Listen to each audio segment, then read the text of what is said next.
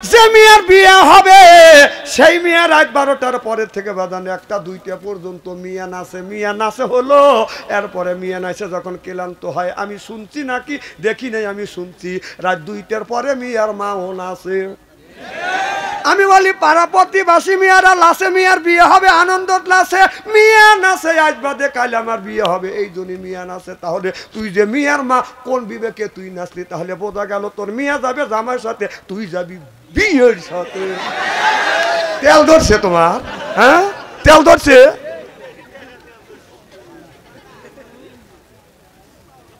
অসুবিধা হইতেছে নাকি? আচ্ছা, হালাল বিয়ে আপনি কোন জ্ঞানে কোন বিবেকে আপনি হারাম করলেন?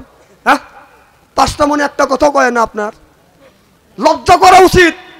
আবার দাদা হাস করে আসছে, দাদা শরীরে আলতা। কে দাদা তোমার শরীরে আলতা? কাকা জানো না আমার নাতিনের বিয়ে আলতা দিচ্ছে। হ্যাঁ হ্যাঁ, সুপার যাইতে বসাই শালা। ই তোর জানো তুই হজ করে আছিস, তোর হজ করার 5 পয়সার দাম নাই। ও হজ করার সময় 40 বিঘা জমি 4 ছেলের নামে লিখে দিচ্ছে, মেয়ে দোয়া করছে, ও সুপার দায়িত্বে গুড়ি মারা দরকার। তো হাজি কয় কেটা? তুই হাজি না, হাজি না আমি কলঙ্ক, তুই একজন পাজি। এই জায়গা হাজি নাই দেখে ওয়াজ করে জুত পাচ্ছি, নইলে সাইতে উঠতো না। না, আপনাদের এলাকার হাজি থাকলে এই ধরনের কাজ করে নাকি? হ্যাঁ হ্যাঁ, ওই যে এটা আপনার ওখানে বিশ্ব রোড কোন জায়গা? দবিরগঞ্জ, হরিংছড়া, দবিরগঞ্জ, হরিংছড়া বিশ্ব রোড। 4টা ছাওয়ালের মনে করেন যে 40 বিঘা সম্পত্তি মিয়া লিয়ে গেছে, মিয়ার বাড়ি গেছে বর বাইরে সহ। যা বলতেছে কারো বড় করতেছে, মারে 40 বিঘা সম্পত্তি ভাঙতি হওয়া যায়, তাহলে তোর লেগে দোয়া করবো। তখন বড় ভাই বলতেছে, আব্বা হরিংছড়া বিশ্ব রোডের সাথে 8 শতাংশ জায়গা আছে, চৈত মাসে 2 লগি পানি থাকে, ওইটা বুনে লিখে দেয়। কাজা তোর বাইরে যখন বললো যা তোকে লিখে দিলাম, তুই এটি লিখে খুঁজি। তা মিয়া করতেছে যে তাওয়াক্কাল তো আল্লাহ, আল্লাহর ভর ভরসা করিয়া যে বাবা তুমি খুশি আছো, যেটা দেবে এইটি আমি নেব। মিয়ার নামে লিখে দিয়ে বাপ হজ করে গেছে, হজ করে আসছে 3-4 বছর পরে এই জায়গা বিশ্ব রোড করতে সরকার কিনে নিয়েছে 2 কোটি টাকা। 2 কোটি টাকা। তখন ছেলেরা বাপে করতেছে, হ্যাঁ তোমার মেয়ে সে জায়গা দিছে 2 কোটি টাকা, আর আমার 40 বিঘা জমি লিখে দিছে 1 কোটি টাকা দিয়ে, আমার 40 বিঘা জমি কিনে আরো 40 বিঘা কেনার মতো টাকা ওর রয়েছে। তখন বাপ করতেছে, এটাকে আমি তো দোয়া করে শেষ করে দিয়ে যাচ্ছিলাম, তুই তো লিখে দিবার করছিস। এখন বাপ বেটাই মারামারি লাগতেছে, রাখে আল্লাহ না রেখে। এখানে বদমাইশি বাদ দেন, মানুষের হক নষ্ট করে এত খরচ করবে কইছে কেটা? তো খাসি কয় কেটা? তুই পাজি। শ্বাসটালে যায় কিছু কিছু হাজি আছে আসন নামাজ পড়িয়া, আপনারা বয়রা গ্রামের লোক ভালো, আসন নামাজ পড়িয়া হাজি শ্বাসটালে যা বলছে আপনার চা খায় আর সাবিব খানের ছবি দেখে, 1 বসায় 3 কাপ চা খায়, তার মানে হলো ও চা খাওয়া না, হলো সাবিব খানের ছবি দেখে। তুমি হাজি শ্বাসটালে যায় তখন থাকো কে? খুব খারাপ লাগতেছে নাকি? না, 2-1 ঘন্টা আপনার 2-1 মিনিট চা খা চলেছেন, আমরা চা খাই না। উনি চাষটালে বসে, চাষটালের মধ্যে বাদান যায়, গায়ে আছে শক্তি, জায়গা করে গরম দেখে আমার করে বাদান সরম, এরপরে বাদান খায় চা খায় বাদান, খায় বাদান পান, মনের মধ্যে আসে বাদান গুনগুনানি গান। হাজি যদি চাষটালে যা পায় বাদান গল্প, কেউ করে না বাদান অল্প, খায় হলো পান, মনের মধ্যে আছে বাদান গুনগুনানি গান। তারপরে খাই 1 খাবলা হাকিমপুরি জর্দা, শরীর তার গামিয়া যায়, বুঝায় আমি বড় মর্দা। ওগুলো বাদ দাও। সেই আসরের সময় অজু দিয়ে নামাজ পড়ে যা চা খায়া সাবিব খানের স্বপ্নের ছবি দিয়ে ওই অজু দিয়ে যা নামাজ পড়ে, তোর অজু নষ্ট হয় নাই? হ্যাঁ, তুই বেটা চাওল না, মিয়া সালের ছবি দেখিস, দেখে যা আবার তুই ওই অজু দিয়ে নামাজ পড়িস, তোর নামাজ হয়? খুব খারাপ লাগতেছে আমার ভাইয়ের, আমার মুসলমান ভাইয়ের, আল্লাহর হাবিবের উম্মতেরা ভালো করে লক্ষ্য করে শুনুন। অর্ধ পৃথিবীর খলিফা হযরত ওমর রাদিয়াল্লাহু তাআলা আনহা তেনার জামানায় হযরত ওমর বাদান তাহাজ্জুদ নামাজ পড়ে একটু ঘুমাচ্ছে, এমন সময় বাদান ঘুমাচ্ছে, এমন সময় ফজরে যখন আযান দিছে আসসালাতু খায়রুম মিনান নাওম, হযরত ওমরের বাদান ঘুম ভেঙে গেছে। ওমর ঘুম থেকে উঠিয়া দরজা খুলে যখন বাইরে বের হইছে, লক্ষ্য করে দেখে একটা বস্তার মধ্যে বাদান, বস্তার ভিতরে, বস্তার মধ্যে মধ্যে যেন কি জানি রয়ে গেছে। হযরত ওমর বাদান বস্তাটা খুলছে, খুলে লক্ষ্য করে দেখে বস্তার মধ্যে একটা শিশু বাচ্চাকে দুই টুকরা করিয়ে এই বাচ্চার লাশটা হযরত ওমরের ঘরের সামনে বাদানে রেখে গেছে। হযরত ওমর রাদিয়াল্লাহু তাআলা আনহু ও বাদান আপনার মসজিদে যাইয়া ফজরের নামাজ পড়িয়ে আপনার সাহাবীদের দিকে মুখ করিয়া বলতেছো, আমার সাহাবীরা ও আমার গোয়েন্দা বিভাগেরা, তোমরা শোনো, আমি ফজরের নামাজ পড়বার জন্য ঘরে যখন দরজা খুলে বাহিরে বের হইছি, টাকা দেখি একটা বস্তা, আর বস্তার মুখটা খুলে দেখি একটা শিশু বাচ্চাকে দুই টুকরো করছে। এই বাচ্চাটাকে হত্যা করিয়ে আমার বাড়ির কাছে আমার বাড়িতে রেখে গেল কে? 3 দিন সময় দিলাম, 3 দিনের মধ্যে এই লোককে বের করো, কে খুন করছে তাকে বের করো। গোয়েন্দা বিভাগ বাদান চতুর্দিকে বাদান চলে গেল, চতুর্দিকে যায়, 2 দিন হয়ে গেছে বাদান, গোয়েন্দা বিভাগ বাদান বাইর করতে পারে নাই কে এই শিশু বাচ্চাটাকে হত্যা করলো। 3 দিনের দিন হযরত ওমর ফজরের নামাজ পড়িয়া মনটা ছোট করে যাচ্ছে, আল্লাহ আসামি মনে হয় ধরতে পারলাম না। একটা যুবতী মহিলা এসে বলতেছে, ইয়া আমিরুল মুমিনিন খলিফাতুল মুসলিমিন, আপনি মনে হয় একটা দূর টেনশনে আছেন। বলে, হ্যাঁ আমি দূর টেনশনে আছি। কিসের দূর টেনশন? আমি জানি। এবার হযরত ওমর বললে, আমি যে দূর টেনশনে আছি তুমি কিভাবে জানলে? আর কোন দূর টেনশন আমি করতেছি? পর মিয়াটা বলতেছে, আমিরুল মুমিনিন খলিফাতুল মুসলিমিন, ও আমিরুল মুমিনিন খলিফাতুল মুসলিমিন, আপনার ঘরের পাশে একটা শিশুর লাশ আছে। বলে, তুমি কেমন করে জানলে? আমি এই খুনিটাকে ধরবার জন্য চেষ্টা করতেছি। হযরত ওমর বলতেছে, এই লাশটাকে, এই মানুষটাকে, এই বাচ্চাটাকে খুন করছে, এই খুনিকে ধরার জন্য চেষ্টা করছি। এবার মিয়াটা বলে, ইয়া আমিরুল মুমিনিন খলিফাতুল মুসলিমিন, এই শিশু বাচ্চাটাকে হত্যা করছি আমি। হযরত ওমর বলল, তোমার কিন্তু ফাঁসি হয়ে যাবে। হযরত ওমর মিয়াটাকে ধরে বাদান জেলের মধ্যে বাদান ঢুকাইলেন রিমান্ডে নেওয়ার জন্য। আমিরুল মুমিনিন খলিফাতুল মুসলিমিন নিজেই বাদান রিমান্ডে যাইয়ে মিয়াটাকে জিজ্ঞেস করতেছে, ও গো মা, একদিনকার শিশু বাচ্চা তো কোনো অন্যায় করে নাই, এই শিশু বাচ্চাটাকে কেমন করে তুমি হত্যা করলে? কি জন্য হত্যা করলে? কি অন্যায় করছে? কি অপরাধ করছে? মেয়েটা বলে, আমিরুল মুমিনিন খলিফাতুল মুসলিমিন, আমি হলাম গরিব মানুষ, পাহাড়ের পাশে আমার একটা কুড়িয়া ঘর আছে। আমিরুল মুমিনিন খলিফাতুল মুসলিমিন, আমি ঝর্ণার পানি থেকে গোসল করি, আমি যখন আমার বাড়ির দিকে যাচ্ছি 3টা যুবক আমাকে ধরিয়ে আমার সাথে আমার ইজ্জত নষ্ট করছে, আমাকে দর্শন করছে, তাতে আমি গর্ভবতী হয়ে গেছি। আমিরুল মুমিনিন খলিফাতুল মুসলিমিন, আমি যে গর্ভবতী হয়েছি, এই ছেলেটা যখন জন্ম নিছে আমি চিন্তা করলাম, এই ছেলে জন্ম নিছে, আমার তো বিয়ে শাদী হয় নাই। যখন ছেলেটা বড় হবে, মানুষ এই ছেলেটাকে জিজ্ঞাসা করবে তোমার বাবাকে, তখন আমার এই সন্তান বাবার পরিচয় দিতে পারবে না। আমিরুল মুমিনিন খলিফাতুল মুসলিমিন নানান দিকে চিন্তা করিয়ে ছেলেটাকে আমি হত্যা করছি।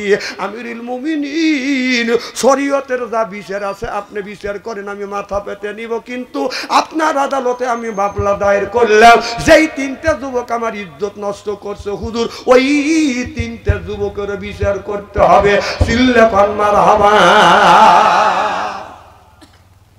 এইরকম করিয়া যদি আমাদের দেশের নেতাগারে যদি বিচার করা যায়, যে যার ইজ্জত নষ্ট করছে এই বিচার যদি করা যায়, আপনি ছোট থেকে শুরু করিয়া বাংলাদেশের বড় নেতা পর্যন্ত এক সালাও রক্ষা পাবে না। এই যে আমাদের আইনমন্ত্রী আসিল, ওর তো বউ নাই, ছাল ভালো নাই, আর একটা সখী বানাইছে বান্ধবী, হে বান্ধবী কোটি কোটি টাকা কামাই করছে। ও কি করছে ওর সাথে? হ্যাঁ, দোস্ত বাঁধিছে।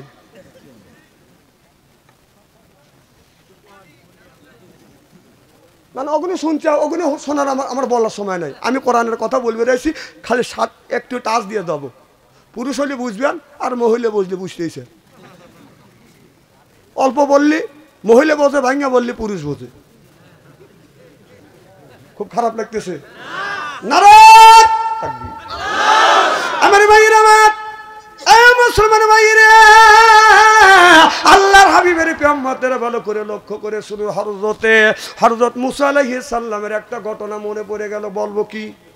ওমরের কথা কিন্তু এই জায়গা রেখে গেলাম সামনে বাদান আপনি সুন্দর করে বুঝাইয়া কোরআন হাদিস দিয়া বুঝাইয়া সামনের দিকে আমি কথাটা বাদান ফিনিশিং দিতে চাই। এবার হযরতে মুসা আলাইহিস সালাম বাদান রাস্তা দিয়ে যাচ্ছে আল্লাহর কাছে যখন তুরু পর্বতে মুসা আলাইহিস সালাম বাদান কথা বললেন। একদিন মুসা আলাইহিস সালাম বলে আল্লাহ তুমি প্রত্যেকটা নবীর সাথে একটা একটা করে মানুষকে জান্নাতে দিবে আল্লাহ আমি মুসা আমার সাথে কাকে তুমি জান্নাতে দিবে? সুবহানাল্লাহ।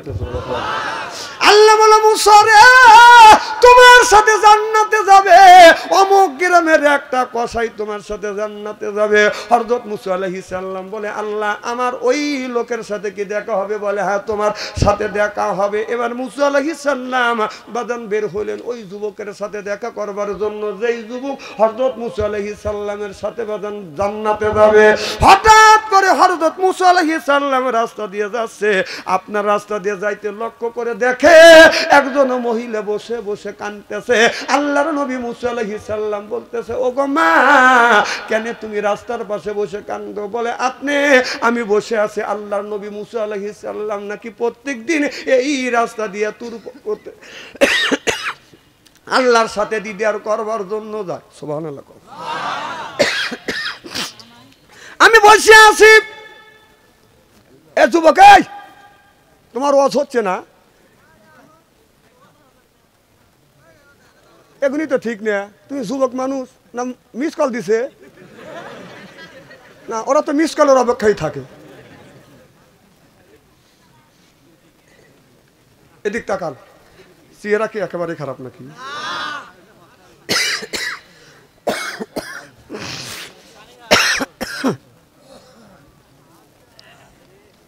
শোনেন রাত জায়গা শরীর এরকম হয় কথা বুঝতেছেন না ঠান্ডা লাগাই স্বাভাবিক। কি যেন বলতেছিলাম? মুসা আলাইহিস সালাম বলে মা কিসের জন্য বসে আছো? কয় আল্লাহর নবী মুসা আলাইহিস সালাম প্রত্যেকদিন এই রাস্তা দিয়ে যায় তার সাথে দেখা করব। বলে মারে আমি হলাম আল্লাহর নবী মুসা আলাইহিস সালাম। সুবহানাল্লাহ। কোন আছে তো আপনাকে পাওয়া গেলাম কি মা কি জন্য তুমি বসে আছো? বলে হুজুর আপনি তো আল্লাহর নবী আল্লাহর সাথে কথা বলেন আল্লাহ গায়বী আওয়াজ দিয়ে আপনারা জানা দেয় আমার আজ 10 বছর ধরে বিয়ে হয়েছে আল্লাহ একটা বেটা সন্তান একটা পুত্র সন্তান দেয় নাই একটা ছেলেও দেয় নাই মেয়েও দেয় নাই। আপনি তো আল্লাহর কাছে যান তুর পর্বতে কথা বলেন হুজুর আল্লাহকে যা বলিয়েন আমি কি অন্যায় করছি কি অপরাধ করছি কি আমার ভুল হয়েছে আল্লাহ কেন আমাকে কোন ভুলের কারণে বেটা পুত্র দেয় না? আমি যদি ভুল করে থাকি আল্লাহর কাছে শুনে আসবেন সেই ভুল থেকে আমি শোধরা যাব। সুবহানাল্লাহ। মুসা আলাইহিস সালাম তুর পর্বতে যায় আল্লাহর সাথে কথা বলবার পরে হযরত মুসা আলাইহিস সালাম বলে আল্লাহ রাস্তার পাশে একটা মেয়ের সাথে আমার দেখা হয়েছে তুমি তো জেনেও তুমি তো ইন্নাল্লাহা আলিমুম বিজাতিস সুদূর সব মানুষের মনের খবর কে জানে? আল্লাহ তুমি তো সব জানো তারপরে তোমার কাছে বলি আল্লাহ মেয়েটাকে কেন তুমি ছেলে সন্তান দাও না? মেয়েটার অন্যায় কি অপরাধ কি অন্যায় করছে কি অপরাধ করছে আপনি বলেন আমি বললি মেয়েটা এটা শ্রদ্ধা যাবে। আল্লাহ বলেন এ মুসা এটা হলো আমি আল্লাহ আমার এখতিয়ার আমার ব্যাপার আমি আল্লাহ কাউরে ইচ্ছা করে ছেলেও দেই কাউরে ইচ্ছা করলে মেয়ে দেই কারো ছেলেও দেই না মেয়েও দেই না আমি আল্লাহ ওর ভাগ্যে একটা সন্তানও লেখি নাই তুমি যা স্পষ্ট ভাষায় মেয়েটাকে বলে দাও। আল্লাহর নবী মুসা আলাইহিস সালাম ওখান থেকে বাদান আপনার মনটা ছোট করে আসতেছে আর চিন্তা করতেছে মেয়েটা যদি জিজ্ঞেস করে আমি তো সুখবর দিতে পারবো না কথা বুঝতেছেন না সুসংবাদ দিতে পারবো না দুঃসংবাদ তার কাছে পৌঁছবে মেয়েটা রাগ করবে। এবার এই বলতে বলতে মুসা নবীর সামনে মেয়েটা দাঁড়া গেছে কি হুজুর আপনার মনটা খারাপ কেন কি হয়েছে? বলে মারে আমি বললি তুমি কি কষ্ট পাবে? বলো হুজুর আমার ধৈর্য ধরার মতো শক্তি আল্লাহ আমাকে দিছে। বলম বাবা কি হয়েছে? আল্লাহ নবী মুসা আলাইহিস সালাম বললেন আল্লাহ বলেছে ইচ্ছা করে আল্লাহ ইচ্ছা করলে কাউরে ছেলে দেয় কারো মেয়ে দেয় ইচ্ছা করলে আল্লাহ কারো ছেলে দেয় না কাউরে মেয়েও দেয় না। আল্লাহ তোমার ভাগ্যে একটা ছেলে সন্তান লেখে নাই এই বলে মুসা আলাইহিস সালাম বাদান চলে গেছে। মেয়েটা চিন্তা করতেছে আল্লাহ বেটা পুত্র আমাকে দিবে না এই জন্য মেয়েটা আর বেটা পুত্র আশা ছাড়িয়ে দিছে আল্লাহ কেউ বাদান দোষী সাব্যস্ত করে নাই। আর আমাদের দেশে আছে আল্লাহ যদি বেটা পুত্র পুত্র না দে, আল্লাহকে কয় এত মানুষের বেটা পুত্র দিলে আমাকে একটা তুমি দিলে না, আছে না নাই? আল্লাহকে গালি দেয় অথবা বাদান পীরের কাছে যাইয়া মাজারে যা কয় একটা বেটা দে রে বাবা, দে রে বাবা, মোনাজাত তোমার দরবারে, মিনতি তোমার দরবারে রে বাবা, মিনতি তোমার দরবারে। বাবার দরবারে গেলে পাবে একটা বাবার একটা সন্তান দিতে পারে। নাউজুবিল্লাহ, একটু জোরে কর। যায় নওগাঁ ওরসে যায় আর সাজাদপুর শাহ মকদুমের মাজারে যায়। কথা কন, ওখানে যায় আপনার ছেলে সন্তান সেবে, ওনার কি দেওয়ার শক্তি আছে? ওনারা যে আল্লাহর ওলি, এটা কি সন্দেহ আছে? কথা কন, কি কোন সন্দেহ আছে? সন্দেহ নাই, সন্দেহ নাই, কারণ ওনারা ওলি। আচ্ছা, ওনার কাছে যে আপনি যে চাইবেন যে হে এটা আপনাদের নওগাঁ কি পীর? শাহ শরীফ জেন্দানি। এই জেন্দানির কাছে যা যদি বলেন বাবা আমার ছেলে সন্তানে একটা ছেলে সন্তান দেন, উনি কবরের মধ্যে আছে না আল্লাহ আরশ আজিমে উঠে নিয়ে গেছে? আপনার কি জানা আছে? জোরে কন। তাহলে আপনার জানা নাই, আপনি যা চাইলেন যে একটা বেটা দাও, ওনাকে আল্লাহ উপরে উঠে নিয়ে গেছে, তাহলে ফায়ার মিস হয়ে গেল। কথা কয় না? তাহলে আপনি চাইলেন বাবা শুনলো না, দিলেও না, তাহলে বাবার প্রতি আপনি রাগ হয়ে গেল, এ বাবার ক্ষমতা নাই। তাই এ বাবার ক্ষমতা নেই, কালী মন্দিরে কাজ যা। আচ্ছা, 2 নাম্বার ফায়ার। 3 নাম্বার ফায়ার, ওই লোকটা যদি কবরের মধ্যে থাকেও থাকে, লোকটা ঘুমো আছে না জাগিয়ে আছে? আপনি কি জানেন? যদি ঘুমো থাকে তখন যা যদি বলেন যে হে আমার টাকা পয়সা নাই, শরীর আমার চলে না, বাবা আমার শরীর জানি ভালো হওয়া যায়, উনি ঘুমো রয়েছে খালি লাখ দেখতেছে, তাহলে তোমার কথা তো শুনলো না। বিভিন্ন দিক আছে, বিভিন্ন কারণ আছে, এই জন্য তাদের কাছে চাওয়া যাবে না, চাইলে কার কাছে চাইতে হবে? আমার ভাইয়ের আমার, এবার স্বামী স্ত্রী সংসার করতেছে, স্বামী স্ত্রী 2টা রুটি নিয়ে বাজান বসে রুটি খাচ্ছে। এমন সময় একজন ভিক্ষুক এসে বলতেছে মারে আমি সকাল থেকে প্রায় আপনার 6 ঘন্টা 7 ঘন্টা হয়ে গেছে, আমি কালকে পরশুদিন সকালে খাইছি, এ পর্যন্ত খাবার খাই নেই মা, মারে এই যদি কিছু খাবার দেয়। এবার মেয়েটা কি করছে বাদান, তার স্বামী স্ত্রী 2 জন যখন খাবার খাইতে বসে, 3টে রুটি হইলে 1.5টা বিবি খাইতো আর 1.5টা স্বামী খাইতো। সুবহানাল্লাহ, একটা জোরে কর। এইটাই তো নিয়ম, যখন স্বামী স্ত্রী খাবার বসবেন একসাথে বসবেন, একটা যদি আপনার একটা যদি মিষ্টিও খান, 2টে যদি মিষ্টি খান, একটা বিবিক দিবেন, একটা আপনি খাবেন। আপনি তো বাজারে থেকে ঠিক মতো 3-4টে মিষ্টি খাওয়াচ্ছেন, বিবিক তো কিছুই দেন না, ও তো আপনার বউ। আবার কিছু কইলে কাছু কট পেতনি, বউক আবার পেতনি কয় না, না বউক আপনি পেতনি কোন জ্ঞানে কেন, কোন বিবেকে কর? আল্লাহ নবী নিজের বর চুল ধরে চুমা খাইছে। সুবহানাল্লাহ, রসুল চুল ধরে চুমা খাওয়া রসুলের আদর্শ ভিত্তিক সুন্নত। আমরা কি বিবির চুল ধরে চুমা দিছি? যে কারা কারা চুমা দিছে হাত তুলে দেখান তো দেখি, একটা লোক নাই কে। আজকে মা বোনের আছে না, মা বোনেরা শুনে বলবি নি রে, হ্যাঁ হুজুর চুলে ধরে চুমো তো দেওয়া দূরের কথা, আরো চুল থাপা দিয়ে দৌড়িয়ে মোচর দিয়ে সিট করে পারিয়ে ভালোই বকছে। আপনি আবার বউ মারেন, বউ মারেন, বউ কেন মারবেন? বউ মারা হারাম। মা বোনেরা শুনে বলতে এত সুন্দর সোনার মৌলবি কোনে আসছিল, এই হুজুরের দরকার না। না বউ মারবেন কেন? বউ কি মারার জিনিস? তাকে মারবেন না। রসুলের 11টা বিবি ছিলেন, রসুল বলেছে আমার একটা বিবিকে আমি মারি নেই, ধমকে দেই নেই, চোখ রাঙাই নেই। সুবহানাল্লাহ, একটা জোরে কর। আর আপনার বিবি ডাউল রান্না করছে, ডাউলে লবণ একটু কম হয়েছে, লাঠি হাতিলে দাওয়া চাচা শ্বশুরের বাড়ি তুলছি, এই কাম মানুষ করে। বউ মারেন, বউ মারা হারাম। যারা বউ মারবে তাদের হাতের মোনাজাত দান খয়রাত আল্লাহর দরবারে কোনোদিন কবুল হবে না, হইতে পারে না, হওয়া সম্ভব না। কে বড় বড় চোখ করছে কে? মা বোনেরা শুনে বলতেছে এত সুন্দর সোনার মৌলবি কোনে আছে, ভালো করে বুঝো। সব বোনাইছে আমার চুল ধরে ধরে বেটে। আমি এই ওয়াজ করছি, এক মহিলা চিঠি লিখছি যে হুজুর চুল ধরে মানে আপনি বললে বউ মারা হারাম, আমার স্বামী তোমাকে মারছে, এখন কি অবস্থা? আমি বললাম মা, স্বামী যদি তোমাকে রাগের সময় মারিয়া থাকে মা, ওই জায়গাটা চিহ্ন করে রাখো, তোমার স্বামীর হাতের ছোঁয়া তোমার শরীরে যেই জায়গা লাগছে দোজখের আগুনে কোনোদিন ওই জায়গা পুড়িবে না। আর মা বোনেরা শুনে বলতেছে না আমারে ভালোই করছি। তাহলে স্বামীর কি রহমতের হাত, সুদ খাওয়া হাত, ঘুষ খাওয়া হাত, বিড়ি খাওয়া হাত। বিড়ি যারা খায় তাদের হাত দিয়ে গন্ধ, মুখ দিয়ে গন্ধ, দাড়ি দিয়ে গন্ধ, টুপি দিয়ে গন্ধ, জামা দিয়ে গন্ধ, লেপ দিয়ে গন্ধ, বালিশ দিয়ে গন্ধ। আমার হাই সন্দ ওর বউ থাকে কেমনে রে আল্লাহ রে, যখন ঠিক কিনে টাটকা বিড়ি খায় বোর মুখের কাছে মুখলে বউ খালি মুখ ঘুরো। স্বামী কয় আমি তোমার মুখের কাছে মুখলেই তুমি মুখ ঘুরো। বউ কয় যে শরমও করে লজ্জাও করে, এই মাত্র তুমি টাটকা বিড়ি খায় আমার মুখের সাথে মুখ লাগাইছো, তোর পাশার সাথে তোর মুখের গন্ধ গেছি। না না বিড়ি খাও, ব্রাশ করতে পারো না, বিড়ি খাও বউ কষ্ট দাও। জানেন যে বিড়ি না খায় এমন গন্ধর গন্ধ হে লোকটা টিকতে পারে না বলে। আবার কেউ চিন্তা করতেছে হুজুর মোর কাছে বিড়ি খাওয়ার বিপক্ষে ফতুয়া দিবে। না না, আমি বিড়ি খাওয়ার ফতুয়া দেবো কে বিপক্ষে। বিড়ি খাওয়া জায়েজ, কেউ যদি হারাম আমি বলবো জায়েজ 2 কোটি বার জায়েজ। খাওয়ার একটা জায়গা আছে, লিমিটেড আছে। বিড়ি খাবে সেটা হলো টয়লেটের মধ্যে। মানুষ বিড়ি খায় টয়লেটের মধ্যে, আমি নিজে দেখছি টয়লেটের মধ্যে মানুষ বিড়ি খায়। একদিন রমজান মাস আমি নামাজ পড়তে যাবো, জোহরে আজান দিছি, কারণ স্ট্যান্ডের কাজ সারিয়ে যাই। কারণ টয়লেটের কাছে যা দেখি টয়লেট দরজা দিয়ে কিন্তু ধুমো গোলা বের হচ্ছে। কি রে আগুন ধরলো নাকি? আর নক করলাম, আর ভিতর থেকে খবর মানে সিগন্যাল দিচ্ছে, তাহলে বোঝা গেল মাল ওখান থেকে উৎপত্তি হচ্ছে। না না, বিড়ি যদি হালাল মনে করে খাও, ওই থেকে মানুষ টয়লেটের মধ্যে খায়।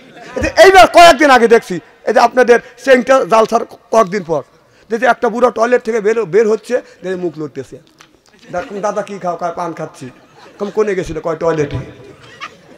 কম তুমি টয়লেটে যা পান খাইলে? কহা পান না খালি টয়লেটে যা পান না খালি আমার ডেলিভারি হয় না। মানে এ মুহূর্তে পান খাবে, এ মুহূর্তে ডেলিভারি করবে। সি সি সি, পান হলো হালাল জিনিস, তুমি হারাম জিনিস হালাল জিনিস তুমি ওই জায়গাটা খাও। না না, হারাম জিনিস ওখানে যা, যদি টয়লেটে যদি পান খাও তাহলে টয়লেটের থেকে একটু গু তুলে চুন মনে করে খাও। না না, কথা আমি বলতে পারি নাকি ভাই কন?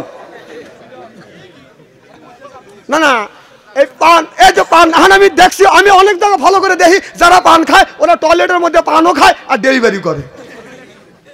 হ্যাঁ, আমি নিজে দেখতেছি।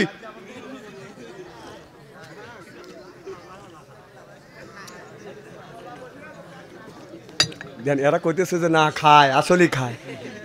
আচ্ছা, পান যারা খান একটা হাত তুলে দেখেন তো টয়লেটের মধ্যে আপনার মুখ লড়ে নেই, হাত তোলেন, একটাও পাবেন না। দেখছেন? তাহলে বোঝা গেল মাল ওখান থেকে উৎপত্তি করে না। এগুলি করবেন কেন? না না, হালাল জিনিস টয়লেটের মধ্যে খায়, এটা মানুষ নাকি?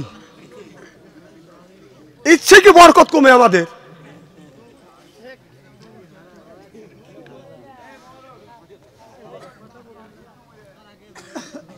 খুব খারাপ লাগতেছে আমার ভাইয়ের। আমার ভাই একবারই চলে যাচ্ছেন। আচ্ছা, 1 নম্বর ঠিক আছে। নারে তাকবীর, আল কোরআনের আলো, নারে তাকবীর। আমার ভাইয়ের আমার, এবার ওই মেয়েটা বেজান আপনার 2টা রুটি আছে, 1.5টা স্বামী খাচ্ছে আর 2.5টা মেয়েটা খাবে। এমন সময় ফকির যা যখন আপনারা চাইলেন, ওই মেয়েটা চিন্তা করতেছে ফকির বেটা তো চাচ্ছে 1.5টা রুটি নিয়ে ফকির বেটাকে দেওয়ার পরে ফকির বেটা বলে মারে আর কি ঘরে কিছু নাই? কয় আপনার কি পেটটা ভরে নাই? কয় না আমার পেট ভরে নাই মা, আরো 1.5টা যদি হইতো আমি পেট ভরে খাইতাম। এবারে মেয়েটা বাড়ির মধ্যে যা দেখে স্বামী বাজান 1.5টা রুটির মধ্যে অর্ধেকটা বাজান খাইছে আর একটা আছে। এবার বিবি যা বলে, স্বামী গো আপনি তো আধা খান খাইছেন, হয়তো আমরা রাত্রের বেলা আবার রুটি বানাই আমরা খাইতে পারবো, কিন্তু একটা ভিক্ষুক আইছে খাবার চাইছে তাকে দেই, সাইলকারীকে শূন্য হাতে ফেরত দিব না। এবার স্বামীটা নিয়ে ওই আবার ওই ফকিরকে বাদান দিয়েছে, দরবেশ বাবাকে বাদান দিয়েছে, আবার রুটি টুটি বাদান তৈরি করিয়া বাদান স্বামী স্ত্রী খাইয়া বিছানায় ঘুমিয়ে পড়ছে। সকালবেলা নাস্তা করছে, দুপুরের সময় আবার যখন খেতে বসছে, আল্লাহর কি কাম, ওই ফকির সারা জায়গা ঘুরতে ঘুরতে ওই বাড়িতে এসে বলতেছে, ও গো মা আমি কালকে তোমার বাড়ি খানা পিনা করে গেছি, আজকে অনেক জায়গা খাবার চাইছি মা, কেউ আমাকে খাবার দেয় নাই, তুমি কালকে দিয়েছো, আমার বিশ্বাস আজকেও তুমি আমাকে খাবার দিবে। কথা কি বুঝতেছেন? আবার যখন এসে মেয়েটাকে বলছে মিয়া মানুষ নরম, আপনার তার দুইজন স্বামী দুইটা রুটি খাবে, বিবি বাজান দুইটা রুটি খাবে, এই বিবি না খাইয়া দুইটা রুটি এই মেয়েটাকে বাজান দিয়ে দিলেন। দেওয়ার পরে এরপরে বাজান খাইয়া দেয়া ফকিরটা বাজান দোয়া করে বাজান চলে গেল। পরের দিন ফকির বেটা আবার ভিক্ষা করতে করতে যেই বাড়ি যে বাজান খাবার চায় কেউ বাজান খাবার দেয় না, ক্ষুধার যন্ত্রণা সহ্য করতে পারে না, যেই জায়গা পাওয়া যায় মানুষ কিন্তু সেই জায়গা বাজান বেশি বেশি করে দেওয়ার চেষ্টা করে। যেরকম ঠিক কিনা? এবার এই লোকটা দরবেশ বাবা আবার ওই মেয়েটাকে ডেকে ডেকে বলতেছে মা তুমি মনে কিছু করিবে না গো মা রে, আমি অনেক জায়গা ক্ষুধার যন্ত্রণা সহ্য করতে না পারে অনেক জায়গা আমি সল করেছি, খাবার চাইছি কেউ দেয় নাই, 2 দিন তুমি দিয়েছো আমার বিশ্বাস আজকে তুমি আমারে দিবে। এবার মেয়েটা আবার ওই মেয়েটা রুটি না খাইয়া মেয়েটা যখন ওই দরবেশ বাবাকে যখন খাবার দিছে, দরবেশ বাবা রুটি হাতে নিয়ে রুটিটা বাদাম ছিঁড়িয়া রুটিটা মুখে দিবে, মেয়েটার মুখের দিকে তাকে বলে মা আজ 3 দিন ধরে তোমার বাড়িতে আমি খাবার খেতে আসছি, তুমি আমাকে খাবার দিয়েছো মা, 3 দিনের মধ্যে তোমার একটা তো বেটা পুত্র দেখলাম না, তোমার কি পুত্র সন্তান নাই? মেয়েটা চোখের পানি ফেলে দিয়ে দিয়ে কান্দে আর বলে বাবা আল্লাহ 10 বছর ধরে আমার বিয়ে হয়েছে, আল্লাহ একটাও বেটা পুত্র দেয় নাই।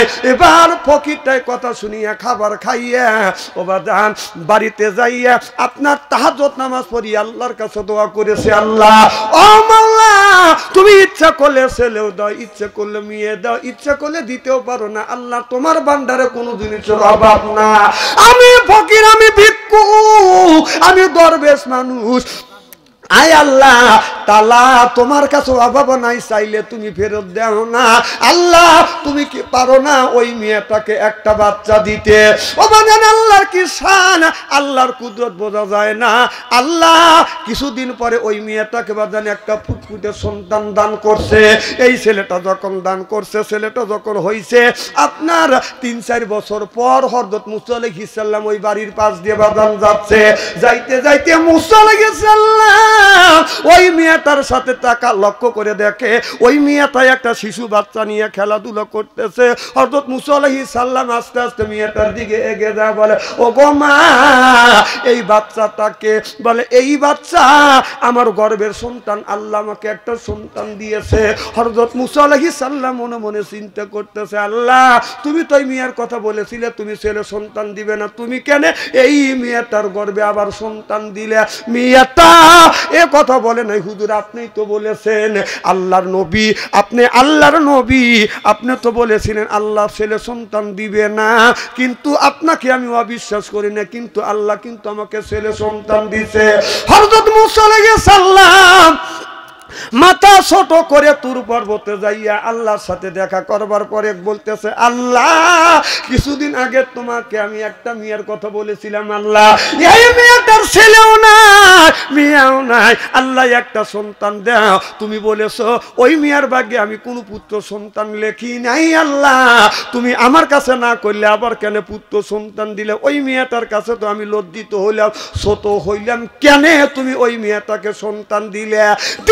দিলে আমার কাছে কেন তুমি বললে এই মেয়েটাকে পুত্র সন্তান তুমি দিবে না?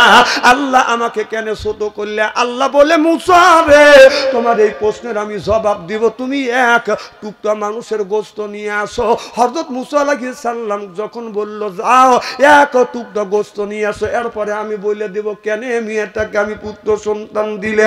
হযরত মুসা আলাইহিস সালাম তুর পর্বত থেকে আসিয়া তার জাতির কাছে কওমের কাছে যা বলতেছে ও আমার জাতিরে আমার কওমেরা আমার আল্লাহকে খুশি করবার জন্য একজন একটু গোশত দাও, আমার আল্লাহ গোশত চাইছে, মানুষের গোশত চাইছে, একটু গোশত দিবে না?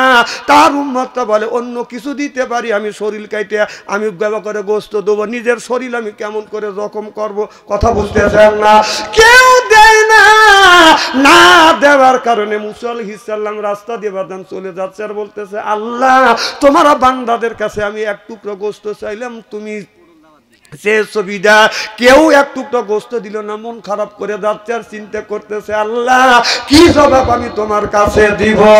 এই বলতে বলতে ওই যে দরবেশ বাবার সামনে যে হাজির হয়ে গেছে, ওই দরবেশ বাবা বলতেছে বাবা আল্লাহ নবী মুসা আলাইহিস সালাম, আপনার তো মুসা নবী? বলে হ্যাঁ আমি আল্লাহর নবী। বলে আপনার মন খারাপ কেন?